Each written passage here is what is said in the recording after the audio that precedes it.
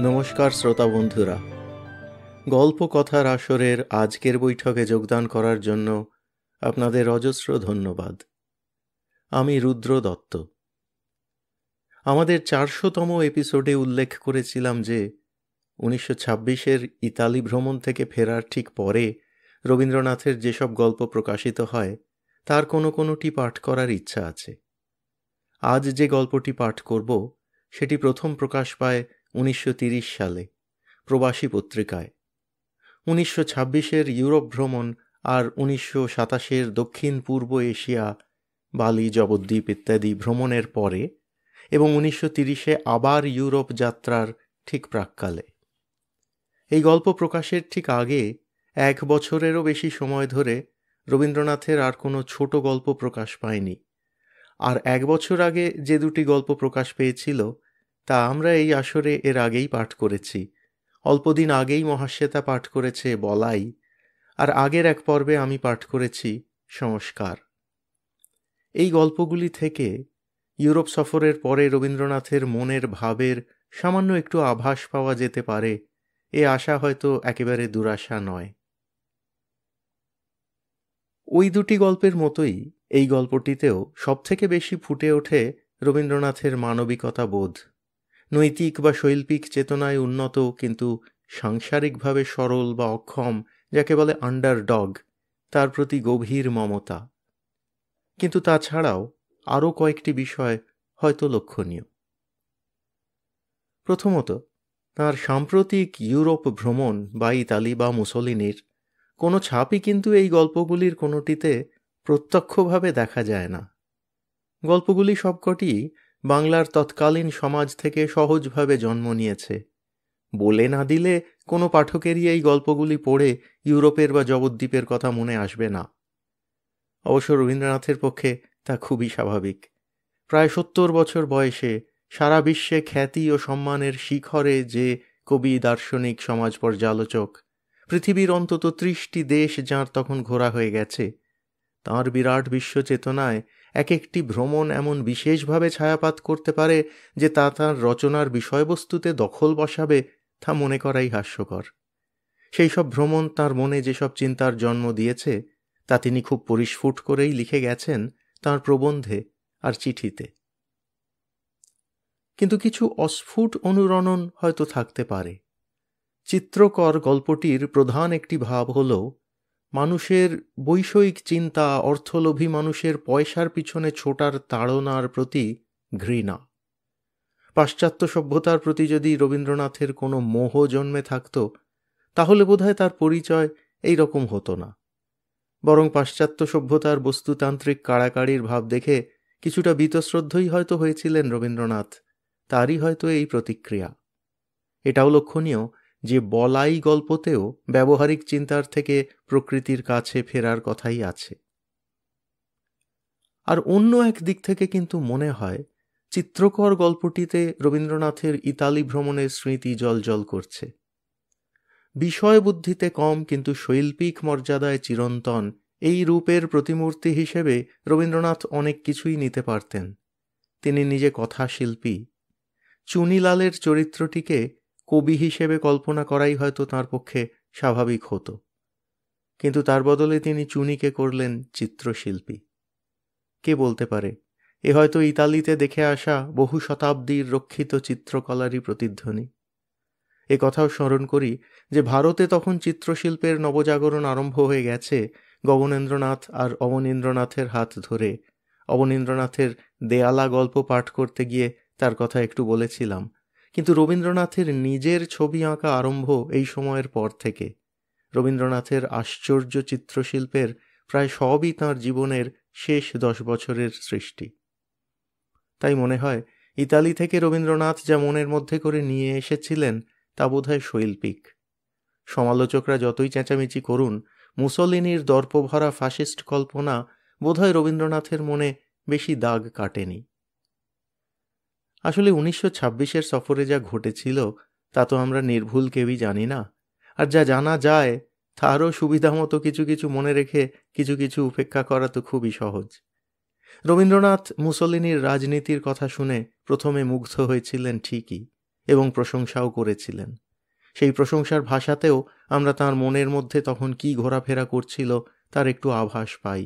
তিনি বলেছিলেন, মুসোলিনির উদ্যম ও উৎসাহ মাইকেল অ্যাঞ্জেলোর ভাস্কর্য সৃষ্টির বলিষ্ঠতা স্মরণ করিয়ে দেয়।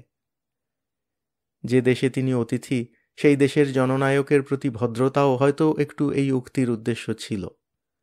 কিন্তু তারপরে বিশদ আলোচনায় রবীন্দ্রনাথ ফ্যাসিজমের বিরুদ্ধে কথা বলেছিলেন, সে কথা আজ আমরা ভুলে যাই। কৌতূহলী শ্রোতা বন্ধুরা কৃষ্ণা দত্ত ও অ্যান্ড্রু রবিনসনের লেখা রবীন্দ্রনাথের জীবনী আ মিরিয়াড মাইন্ডেড ম্যান বইতে তার উল্লেখ পাবেন।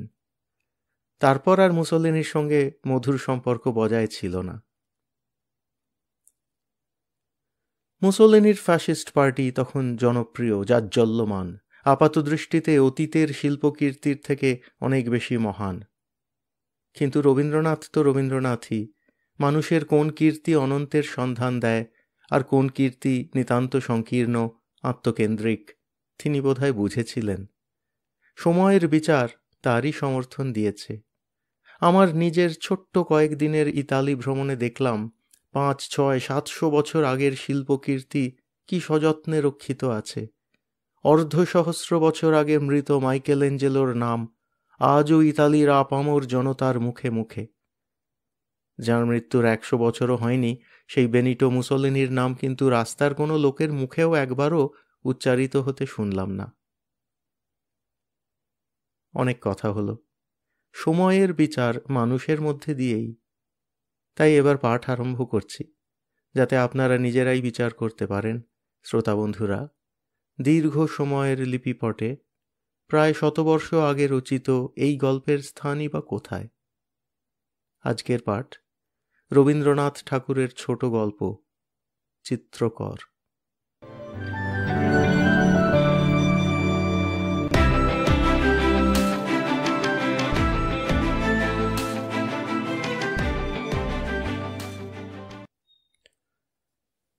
ময়মনসিংহ স্কুল থেকে ম্যাট্রিক পাশ করে আমাদের গোবিন্দ এলো কলকাতায়। বিধবা মায়ের অল্প কিছু সম্বল ছিল, কিন্তু সবচেয়ে তার বড় সম্বল ছিল নিজের অবিচলিত সংকল্পের মধ্যে।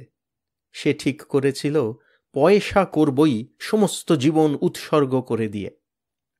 সর্বদাই তার ভাষায় ধনকে সে উল্লেখ করত পয়সা বলে, অর্থাৎ তার মনে খুব একটা দর্শন স্পর্শন ঘ্রাণের যোগ্য প্রত্যক্ষ পদার্থ ছিল।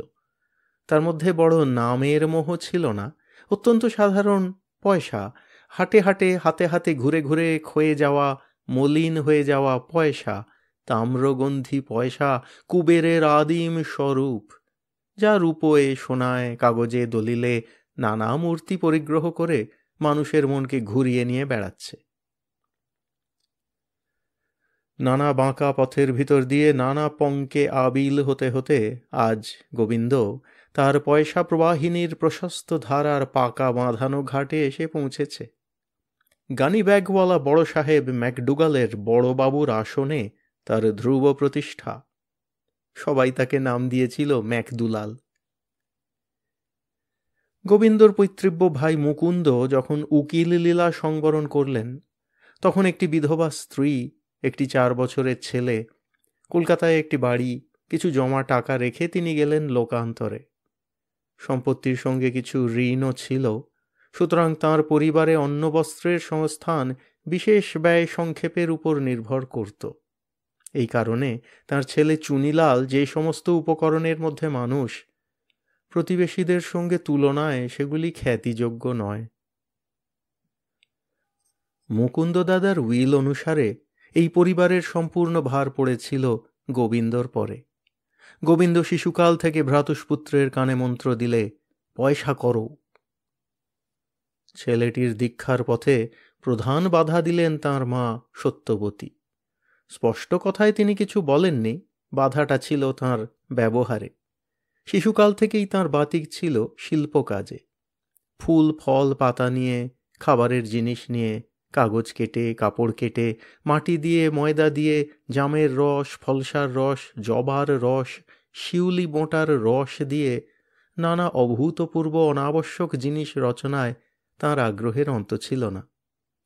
এতে তাঁকে দুঃখও পেতে হয়েছে, কেননা যা অদরকারি, যা অকারণ, তার বেগ আষাঢ়ের আকস্মিক বন্যাধারার মতো। সচলতা অত্যন্ত বেশি, কিন্তু দরকারি কাজের খেয়া বাইবার পক্ষে অচল। মাঝে মাঝে এমনও হয়েছে, জ্ঞাতি বাড়িতে নিমন্ত্রণ, সত্যবতী ভুলেই গেছেন, শোবার ঘরে দরজা বন্ধ, একতাল মাটি চটকে বেলা কাটছে। জ্ঞাতিরা বললে, বড় অহংকার। সন্তোষজনক জবাব দেবার জো নেই।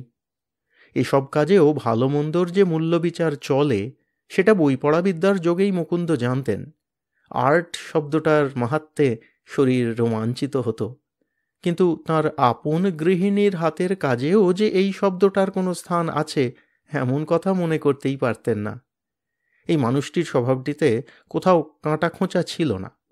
তাঁর স্ত্রী অনাবশ্যক খেয়ালে অযথা সময় নষ্ট করেন, এটা দেখে তাঁর হাসি পেত। সে হাসি স্নেহরসে ভরা।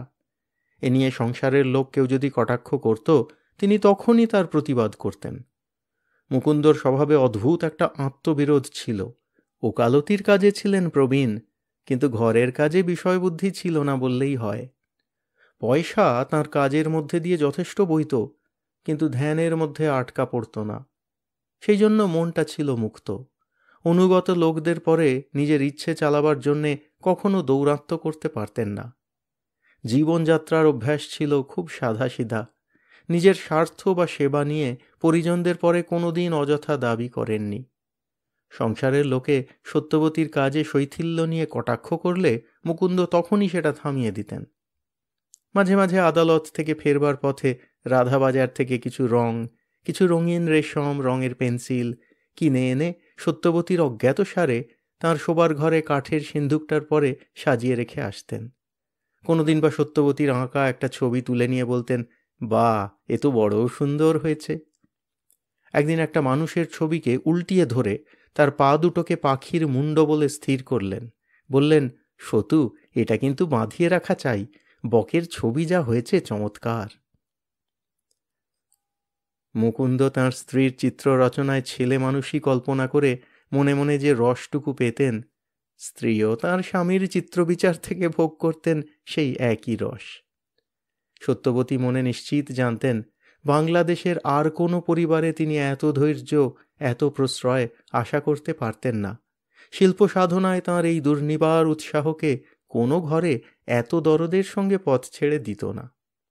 এই জন্যে যেদিন তাঁর স্বামী তাঁর কোনো রচনা নিয়ে অদ্ভুত অত্যুক্তি করতেন, সেদিন সত্যবতী যেন চোখের জল সামলাতে পারতেন না।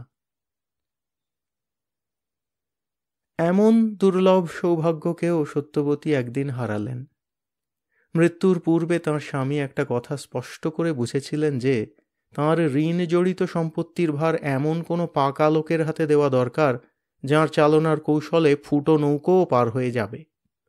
এই উপলক্ষে সত্যবতী এবং তাঁর ছেলেটি সম্পূর্ণভাবে গিয়ে পড়লেন গোবিন্দর হাতে। গোবিন্দ প্রথম দিন থেকেই জানিয়ে দিলেন, সর্বাগ্রে এবং সকলের উপরে পয়সা। গোবিন্দর এই উপদেশের মধ্যে এমন একটা সুগভীর হীনতা ছিল যে সত্যবতী লজ্জায় কুণ্ঠিত হতো।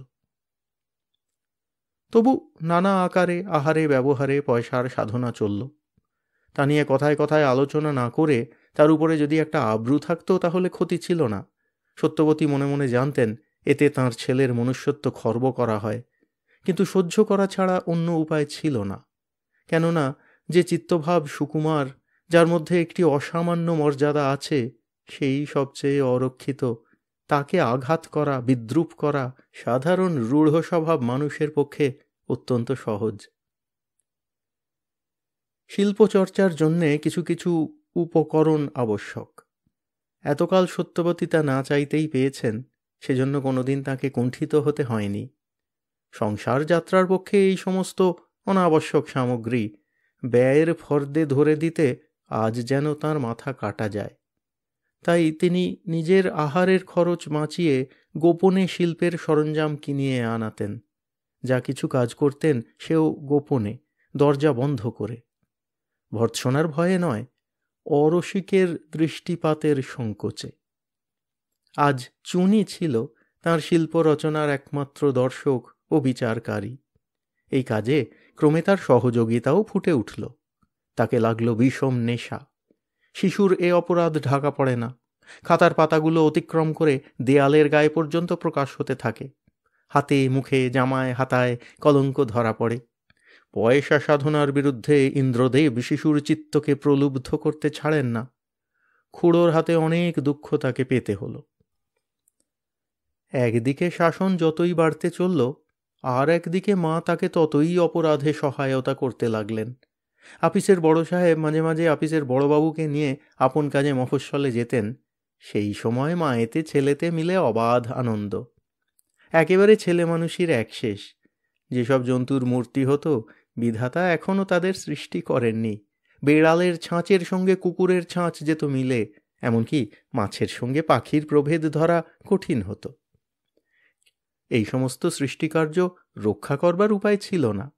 বড়বাবু ফিরে আসবার পূর্বেই এদের চিহ্ন লোপ করতে হতো। এই দুজনের সৃষ্টিলীলায় ব্রহ্মা এবং রুদ্রই ছিলেন। মাঝখানে বিষ্ণুর আগমন হল না। শিল্পরচনা বায়ুর প্রকোপ সত্যবতীর বংশে প্রবল ছিল। তারই প্রমাণস্বরূপে সত্যবতীর চেয়ে বয়সে বড় তাঁরই এক ভাগ্নে রঙ্গলাল চিত্রবিদ্যায় হঠাৎ নামজাদা হয়ে উঠলেন। অর্থাৎ দেশের রসিক লোক তাঁর রচনার অদ্ভুতত্ব নিয়ে খুব অট্টহাসি জমালে। তারা যেরকম কল্পনা করে তার সঙ্গে তাঁর কল্পনার মিল হয় না দেখে তাঁর গুণপনার সম্বন্ধে তাদের প্রচণ্ড অবজ্ঞা হল। আশ্চর্য এই যে এই অবজ্ঞার জমিতেই বিরোধ বিদ্রোপের আবহাওয়ায় তাঁর খ্যাতি বেড়ে উঠতে লাগল। যারা তাঁর যতই নকল করে তারাই উঠে পড়ে লাগলো প্রমাণ করতে যে লোকটা আর্টিস্ট হিসেবে ফাঁকি, এমনকি তার টেকনিকে সুস্পষ্ট গলদ। এই পরম নিন্দিত চিত্রকর একদিন আপিসের বড়বাবুর অবর্তমানে এলেন তাঁর মামির বাড়িতে। দ্বারে ধাক্কা মেরে মেরে ঘরে যখন প্রবেশ লাভ করলেন, দেখলেন মেঝেতে পা ফেলবার জো নেই। ব্যাপারখানা ধরা পড়ল। রঙ্গলাল বললেন, এতদিন পরে দেখা গেল গুণীর প্রাণের ভিতর থেকে সৃষ্ট মূর্তি তাজা বেরিয়েছে। এর মধ্যে দাগা বুলানোর তো কোনো লক্ষণ নেই। যে বিধাতা রূপ সৃষ্টি করেন তাঁর বয়সের সঙ্গে ওর বয়সের মিল আছে। সব ছবিগুলো বের করে আমাকে দেখাও। কোথা থেকে বের করবে? যে গুণী রঙে রঙে, ছায়ায় আলোয়, আকাশে আকাশে চিত্র আঁকেন, তিনি তাঁর কুহেলিকা মরীচিকাগুলি যেখানে অকাতরে সরিয়ে ফেলেন, এদের কীর্তিগুলোও সেইখানেই গেছে। রঙ্গলাল মাথার দিব্যি দিয়ে তাঁর মামিকে বললেন, এবার থেকে তোমরা যা কিছু রচনা করবে আমি এসে সংগ্রহ করে নিয়ে যাব। বড়বাবু এখনো আসেননি। সকাল থেকে শ্রাবণের ছায়ায় আকাশ ধ্যানমগ্ন। বৃষ্টি পড়ছে। বেলা ঘড়ির কাঁটার কোন সংকেতের কাছে তার ঠিকানা নেই, তার খোঁজ করতেও মন যায় না। আজ চুনিবাবু নৌকা ভাসানোর ছবি আঁকতে লেগেছেন। নদীর ঢেউগুলো মকরের পাল, হাঁ করে নৌকোটাকে গিলতে চলেছে এমনি তরভাব। আকাশের মেঘগুলো যেন উপর থেকে চাদর উড়িয়ে উৎসাহ দিচ্ছে বলে বোধ হচ্ছে। কিন্তু মকরগুলো সর্বসাধারণের মকর নয়, আর মেঘগুলোকে ধূমজ্যোতি সলিলমরুতাং সন্নিবেশঃ বললে অত্যুক্তি করা হবে। এ কথাও সত্যের অনুরোধে বলা উচিত যে এই রকমের নৌকো যদি গড়া হয় তাহলে ইন্স্যুরেন্স অফিস কিছুতেই তার দায়িত্ব নিতে রাজি হবে না। চলল রচনা। আকাশের চিত্রীও যা খুশি তাই করছেন, আর ঘরের ওই মস্ত চোখ মেলা ছেলেটিও তথৈবচ। এদের খেয়াল ছিল না যে দরজা খোলা। বড়বাবু এলেন, গর্জন করে উঠলেন, কি হচ্ছে রে? ছেলেটার বুক কেঁপে উঠল, মুখ হলো ফ্যাকাশে। স্পষ্ট বুঝতে পারলেন পরীক্ষায় চুনিলালের ইতিহাসে তারিখ ভুল হচ্ছে, তার কারণটা কোথায়। ইতিমধ্যে চুনিলাল ছবিটাকে তার জামার মধ্যে লুকোবার ব্যর্থ প্রয়াস করাতে অপরাধ আরও প্রকাশমান হয়ে উঠল। টেনে নিয়ে গোবিন্দ যা দেখলেন তাতে তিনি আরও অবাক। এটা ব্যাপারখানা কি? এর চেয়ে যে ইতিহাসের তারিখ ভুলও ভালো। ছবিটা কুটি কুটি করে ছিঁড়ে ফেললেন। চুনিলাল ফুঁপিয়ে ফুঁপিয়ে কেঁদে উঠল। সত্যবতী একাদশীর দিন প্রায় ঠাকুর ঘরেই কাটাতেন। সেইখান থেকে ছেলের কান্না শুনে ছুটে এলেন। ছবির ছিন্ন খণ্ডগুলো মেঝের উপর লুটোচ্ছে, আর মেঝের উপর লুটোচ্ছে চুনিলাল। গোবিন্দ তখন ইতিহাসের তারিখ ভুলের আদি কারণগুলো সংগ্রহ করছিলেন অপসারণের অভিপ্রায়ে। সত্যবতী এতদিন কখনো গোবিন্দর কোনো ব্যবহারে কোনো কথা বলেননি। এরই পরে তাঁর স্বামী নির্ভর স্থাপন করেছেন, এই স্মরণ করেই তিনি নিঃশব্দে সব সহ্য করেছেন। আজ তিনি অশ্রুতে আর্দ্র ক্রোধে কম্পিত কণ্ঠে বললেন, কেন তুমি চুনির ছবি ছিঁড়ে ফেললে? গোবিন্দ বললেন, পড়াশোনা করবে না, আখেরে ওর হবে কি? সত্যবতী বললেন, আখেরে ও যদি পথের ভিক্ষুক হয় সেও ভালো, কিন্তু কোনোদিন তোমার মতো যেন না হয়। ভগবান ওকে যে সম্পদ দিয়েছেন তারই গৌরব যেন তোমার পয়সার গর্বের চেয়ে বেশি হয়, এই ওর প্রতি আমার মায়ের আশীর্বাদ। গোবিন্দ বললেন, আমার দায়িত্ব আমি ছাড়তে পারবো না, এ চলবে না কিছুতেই। আমি কালই ওকে বোর্ডিং স্কুলে পাঠিয়ে দেব, নইলে তুমি ওর সর্বনাশ করবে। বড়বাবু আপিসে গেলেন। ঘন বৃষ্টি নামল, রাস্তা জলে ভেসে যাচ্ছে। সত্যবতী চুনির হাত ধরে বললেন, চল বাবা। চুনি বললে, কোথায় যাবে মা? এখান থেকে বেরিয়ে যাই। রঙ্গলালের দরজায় 1 হাঁটু জল। সত্যবতী চুনিলালকে নিয়ে তার ঘরে ঢুকলেন। বললেন, বাবা, তুমি নাও এর ভার, বাঁচাও একে পয়সার সাধনা থেকে।